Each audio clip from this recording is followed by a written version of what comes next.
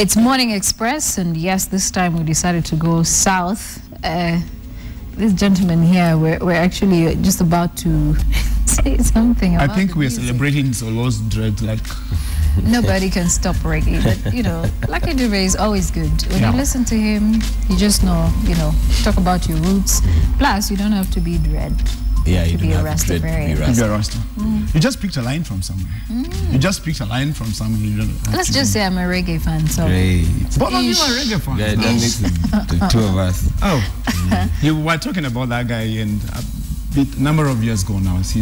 It's close to 5 years I now. know. Close to 5 years. Yeah. Since it passed. I don't know if the producer actually had something in mind when he was putting this music together, because it also resonates with the fact that if Nelson Mandela was alive today, it would be his birthday. All right.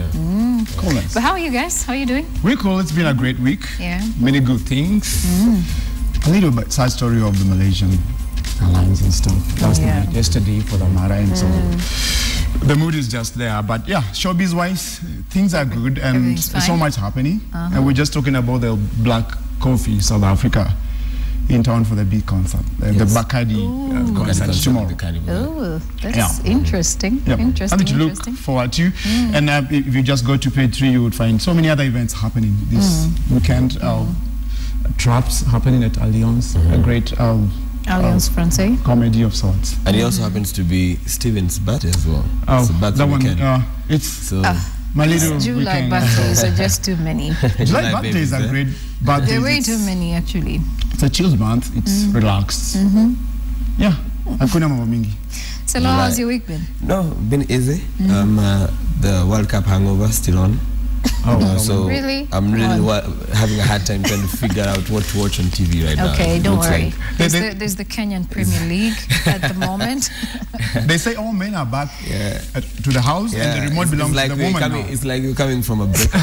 So we're single again now. And the English Premier League is coming up, so no worries really. In 14 days you won't be, well, less than 14 days actually. It's now about 8 days, 7-8 days. Yes. Yeah. Very tough 8 days. But still good games. Like our team is playing this weekend. The sports analyst should have. Just tell me something. Why is it that we do not really pay a lot of attention to our local teams? Why don't we I think it's doing well right now. Teams? I think it is doing better than it was a couple of years back. So it's getting more competitive. We're getting there. All right, now let's get to the Pulse. Yes. And by the way, the Pulse, there's been a lot of questions, people asking how exactly they can be on the cover or at least show up on the pinup. All right. And maybe you need to clarify the process on what exactly we should say this again. And telling them to visit the Facebook and Twitter pages. The cover girl basically is just a girl who is the age of the Pulse, which is 18 all the way to 25, 28. Anybody below the ages of 18, then you really find yourself in a cover. And basically it's everybody. It's the plus size, the slim girl, the extremes, the laid back. I mean, it's everybody. There are no discrepancies on this and stuff. If you call us, if you come and visit us, you were interested in stuff, be free. You don't pay nothing. Let nobody lie to you, or you have to pay something to those guys. We have a photographer who is a specialist in doing the cover girl. He is based in town.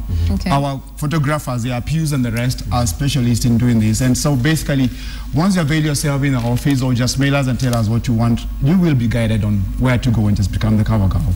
Okay, that's cleared out. I think we're not going to have to ask that Not again. All right, now we're talking sex in the Pulse today. And sex is a very emotive issue. Can I call it emotive?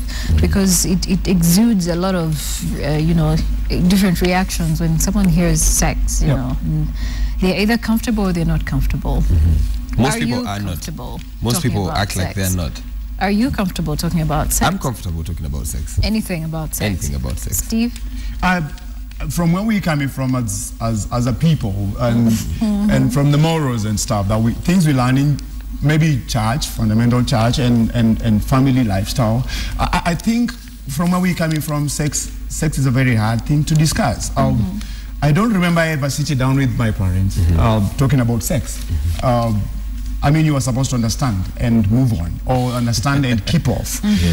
But I think from the debates that are coming up now, we have a bill. Is it a bill in Parliament? Yes, yes. Where about the distribution of condoms? Exactly. Where young people are having sex, unprotected sex, and the whole question of, is a generation getting lost, and we're not telling them what is wrong and what is right. I think there's a genuine need really for people to open up and talk about the whole issue. And that's why you're saying, let's stop burying our heads in the sand and, you know, pretending that teenagers are not active. I think it's a genuine talk that we should discuss this. I don't know what platforms we could create for this, but genuine, easy platforms so we can say, we can cluster you and you. Let's discuss this issue and just come up with answers on what should be done and what should not be done. But the stories are ahead, and I think that makes the big read for us today. Yes, it is actually the big read. Right. And you know, you go on to say that away from the traditional morals and religious shyness, it is time we opened up on the condom debate. Yes. And so there we go. There we go. It's going to be an interesting one. But even before we can get to that bigger story, I'm sure there's also quite a lot that is making news. Many good stories, and Solo was looking at the head-to-head, page 4. Yes. 2 rappers there, but I'll just move very fast to page 5, one of my favorites, and I think one of the people's biggest favorite, where you are told, please don't leave the house until you see what's in the condom. If you want someone else to can. Yeah, so you don't become a victim of the of the lens. Yes. Of the pulse lens. And I think we have a real big out there from a guy, again, who is in the coast. And I don't think he expected to find himself here. I don't think he has an idea who took the photos. Yes. But this is a track down of one Hassan and Faisal, the little, again, controversial Sabi, where they were going shopping and had a little grab. It looks like they're coming from dinner. And they've been denying rumors about their They've been together. That they've been together. Right. But clearly now the cameras. The cameras said it. So the question is still, it wasn't me. And it looks still very but intimate, actions speak louder than words. And the action now speaks. And these are 1,000 words of the picture. You know. And the little moment there, the big one, this is the aftermath. You know, a guy. This guy looks like he's waiting for something. He's waiting for a revelation to happen. He's waiting for a revelation to happen. That's the quote. And his friend is stunned. I think that's it for guys, just to... the rest will wake up and find something. The last thing he remembers is ordering a drink in a plastic bottle. That's the last thing he remembers. Is that his phone down there? What is that? Let's say just his ganche. It looks comfortable though. It looks okay. Actually, see what is it? It's a beer actually in his hand over there. It was happening before this and happened. Then there's the fashion cop. Yes. And really, I think sometimes you just need to look into the mirror before you get out of the house. A flamingo can easily, be spotted by its long legs. I'll go the last guy there. Yeah.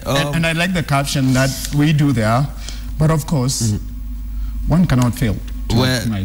This gentleman looks like a boda guy. These comments are just way too many. It's a cold season, I guess. Did you see Rihanna flash out her bra? It is there, right? There are pages. If you just go back, flashing and all that. I know we are limited the way we expose and what, but we saw that. Let a girl have fun. It's not the first time she's doing that. Every time she's excited about something, I was not surprised. I was not surprised at all. Wow. I was not surprised at all. And we were talking about the spotlight there. Yes. Mirfat. The young, sassy, controversial little girl who came to the spotlight because of talking about fries. Yes. I mean, isn't that amazing? That you can make a career out of talking about I don't take fries. I just remember her talking about fencing. She was talking about, I do not watch I watched the US opening, and I'm thinking, what opening is she talking about? And then she talked about plastic money, and then I was like, damn it. And then on top of talking about plastic money, she gets this very crisp not from her wallet. What if she was that girl? She dreams about that. People say you fake it until you make it. Well, no, fake it till you make it, but when you fake it, you need to fake it with some style. Yeah. And finally now she comes on a spotlight and speaks out about her life ever since the TV show. The TV show. And what's been happening. I think it's a good thing that she's come out to clear the rumors. Yes. Because everybody believes that she's gone under because, she has a little bum and all that. But she says, I'm here. I'm not expecting nobody's baby. Yes. I'm dating and all that kind of thing. Would you categorize her as a socialite? From the effort she's making now, it's a different direction from what we see with the Kenyan socialite, so to say, because she joined this production company, Bansoft, and she'll be training about production, TV production and that kind of thing, and I think she's very professional in terms of media and TV. I wouldn't really say she's socialite, but she was just on the spotlight. I think she's just on the spotlight about a little controversial matter. But and if this makes her breakthrough, then. But I think she's misunderstood. I guess. She says she's misunderstood. Willie Paul is misunderstood. So if you start the waters a little bit, then and then you claim you're almost misunderstood. I just think you're just going against the norms of. What everybody. But I also didn't think that she was pregnant. I saw the photos of that apparent day, and she just looked full. Like, I think she overate. Yeah. No, she says in the story, I was just fat. And I think it's just for people to look for more fat. But again, it goes back to the kind of responses she gives. You know, she's being asked here, are you pregnant? She says, yes, I'm dating, but pregnant? It's not. That ain't me. You know, it still goes back to the same kind of person she is. So look, can a girl just be a little bit fat? Or full. She was just full. Some people get full and it happens to people. Tummies bulge out. But let's look at the point where maybe she might have been misunderstood. Do you think she was misunderstood? Don't you think she was just speaking out her mind? And maybe she was just being too blunt. She must have done that, but most people took it the wrong way. Most people took it the wrong way, and it went bizarre on social media. So she comes out and says, I'm in a TV show. And probably she'll be one of the screens very soon. Great. So probably. Big things for her. And then page 8. Yeah. We look at Kagwe Mungai, one of the youngest budding producers in Kenya. He's an actor as well. And he's doing real good. And Esther Mushane talks to him, and he speaks out about his career and what's up for him.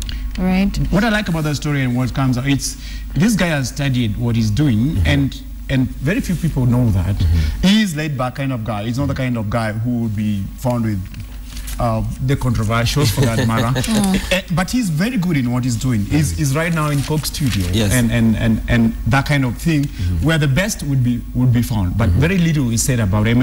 And I like the way Esther would ask him, so how comes you're not on the spotlight? He says, just a matter of time. My work will speak for me. And I think that's the kind of guy you'd look and say, wow, he knows what he's doing and he knows where he's going. At only 23 years, he's doing big things, having worked with people like Eric Wanaina, Mudhoni, Drama Queen. And all said and done, he looks good. Do you guys ever meet the good? Let's say the photo looks really good. He looks hot. The photo looks really, really good. Oh, yeah. And of course, there is the young and the reckless. Yes. That is the cover story there. Yes. And the condoms to schools debate won't go anytime soon. Neither will the debate on sex education in schools. And the harsh reality that teenagers are actively in sex is out. And of course, Sophia Mudhoni breaks down the facts. The pulses arise to the occasion. Let's talk about sex. Let's talk about sex. I think this is one of the most best research stories that we would have on this topic. And it doesn't just talk about young people and the clubs like we talk every day. It just talks about the research and what the research is saying about young people and sex norms in the country right now, where you'd be so shocked that a kid at the age of 10, they know what sex is. Yes. They're having sex, and they have zero education about sex. The parents would not even expect this to be happening. And the question is, so where are we headed? I mean, we cannot ignore this whole thing. It's happening everywhere, in social parties, in the clubs, when people do drives out of town, and even the kids themselves, even within themselves at the age of 10, between 10 to 15, it's happening. Right. So the big question has been, do we talk about sex? Or are we overrating it? Is it so overrated, or is it something that we can actually comfortably I think the speak? fact that we don't talk about it makes it really overrated. And the fact that you keep hiding all this information from the younger people, they get even more curious. I remember when I was a teenager, when they told me, don't do it. I always asked myself why I shouldn't do it. But then, of course, and in the process of wanting to know why, you probably end up somewhere, somehow. Curiosity, yes. Yeah, curiosity, of course. When someone says weed is bad, and then you're thinking, why is it bad, you know? And you decide to actually try it. And these revelations are actually shocking. 6.7% of children between the ages of 12 to 14 years old sampled for the report had sexual intercourse. Yes. It's crazy. It's crazy. Yes. I mean, and I like what Dr. Joseph Muleka from University of Nairobi says, and talks about the 10-year-olds. You know, he says this may not be really there every day, but it's happening. But then there's from there, then there's need to talk about these things. And we have another little quote there from Lucy Jerry, and she says, sex is a way of making money for us, students in campus. Yes. I mean, if I would go out they don't lie about it. They don't lie about it. Yes. And this guy gives me a little money, buys me a little phone, then I would let that happen. And another research, actually this is from Kenyan University, another research done where they say guys use condoms and all that in relationship. After 6 months, they dropped it and life went on and stuff. And I think because you're coming from a generation that doesn't want to talk about sex and all that. Yes. Although we are slowly coming into the realization that it's a very important thing because these kids know more than we actually think. So who are we blaming here? We're blaming the parents, blaming the teachers, we need to blame. They don't have a right formula of introducing. When do you start talking about sex? When do you tell kids about things like condoms? When do you start issuing condoms? Yes. Or when would you not be shocked if you found your daughter or your son? Because another thing to look at is just how much time these kids spend in school as compared to the time they spend at home. So I mean, you have 3 months in school, boarding school probably, which is the majority of them, and then they come back home for how many weeks? 2 weeks, 3 weeks? Yes. And then 3 weeks. Go back to school. So the time they spend with their parents is even much limited. more limited compared to the time they spend in school. But then while they're in school, what their parents don't tell them is what they seek up to get. But they have teachers there again, and that's why there's a whole debate about let's have sex education in school too. Back in the day, well, at least the schools I went to, we used to have these female what do you call them? Matrons. Locally, we used to call them singers, and they used to have all this sex talk going around. You know, they were teachers, but they had another role on the side. So their job was to tell you that, look here, at the age of 12, anything can happen. As long as you've seen your first menstrual period, anything can happen if you mess around. So, you know, they were always there. And they used to spend nights with us in the dormitories. For whatever sex questions that we had, we just pose them to them and they would answer them. I don't know if schools here have the same kind of well, I could say I was bred well, and of course if I was so curious about something, my folks were very ready to say, look, that you're asking needs some time to be answered. So honestly, over here, and I don't know if it's where I grew up at, if you're seen with a man and you're a girl, that's Kenyan. Actually, you are whipped and told to run home and let me not see you again with a man. And you're thinking, what's wrong? I mean, we go to school together. We were brought up with fear. You know, fear of dating. So don't blame Kenyan men. You know, okay. You know, but I think the culture should change, and that's also basic that somebody should do something. I don't know who, but Pulse just lays it there that those are the facts. It's for the people to just say, there's a way forward. Right. There's the attitude as well, of course, of the fashion in there. I love this girl. She seems very hip and young. Yes. And Steve was saying he actually loves the very first picture. The first picture is cool. left. Is the attitude there? By then, it doesn't work for this kind of weather, though. It doesn't. I think for the girl, when you're talking about the shorts and you're thinking about the cold weather and you have the boots there, I think she's cool with it. And it's just being out there. It's not really going to the office and sitting down. I think she's going for activity like you would go dancing. Yes. You'd be, you know, doing party with your little girls out there. And I think the sports thing comes out with Rose. Well, and you're talking about the shoes. I don't know about her choice of shoes, really. I'm sure there's like a better set of shoes out there in this world. Out there. I love her from head all the way until we get to the feet. It's just some wrong choice of shoes there. Okay. She should be talked to, or Ross should be talked to right there. And of course, there's the Nigerian sisters beat, and this time it's Chidinma. Yep.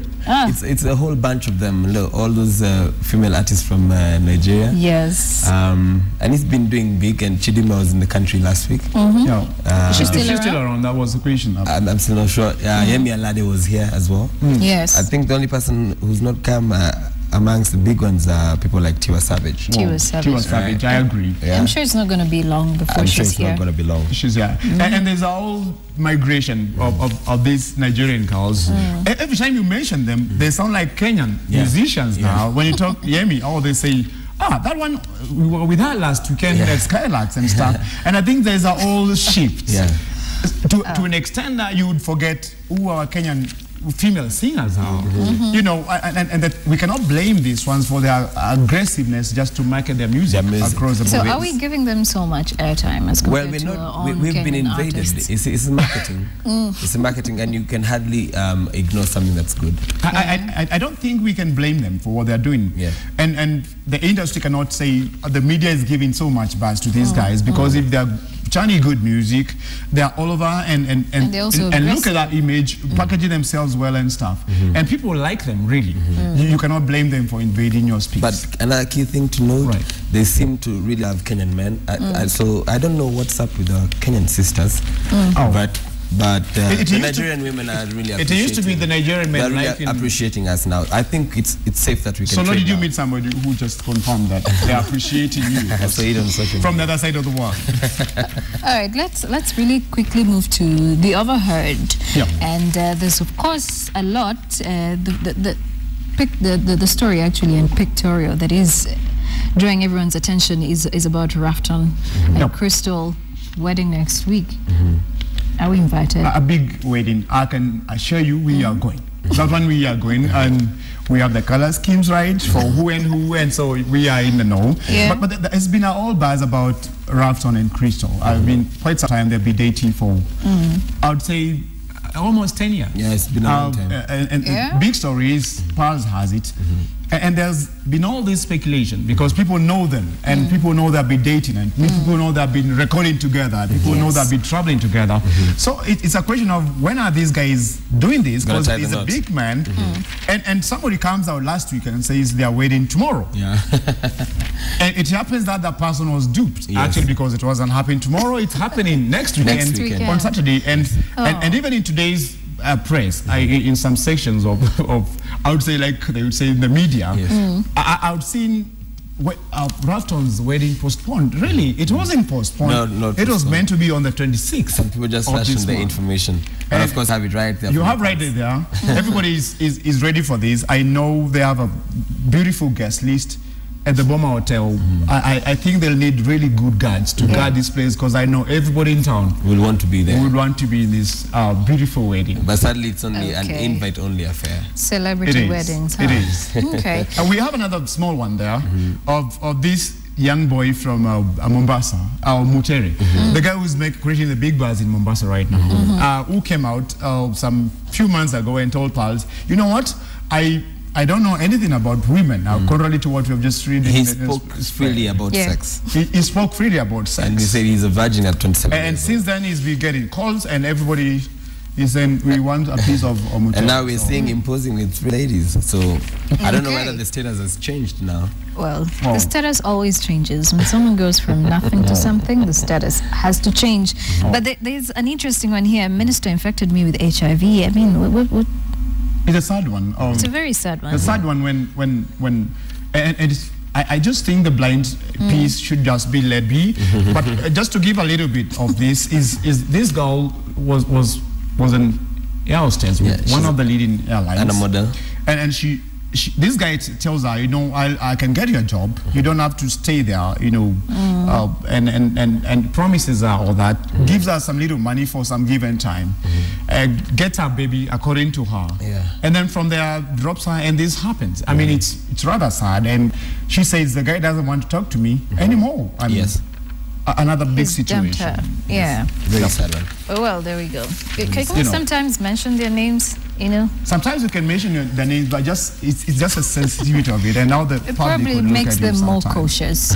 Probably sometimes we just let this go to the Nairobi. The more time we say the unidentified, the Nairobian can deal with it from where Pulse left. Right. The more you write things like the minister who we choose not to mention, you know, things like that, you know, sometimes it just makes it seem like they can keep on doing it. But the good thing is they already know themselves. They already know themselves, and some few people know about it. So if you just keep your ears on the ground, you will hear and know before the end of the day. You know. All right, there's a whole lot more in the Pulse, and if you want to get all the stories about it, you can also still go onto the website, standardmedia.co.ke, or you can visit the Facebook page that is Pulse Kenya, and Twitter handle Pulse Kenya as well. We'll now take a short break. When we return, the Nairobian, and of course it's the big Rachel Shebesh. The big one.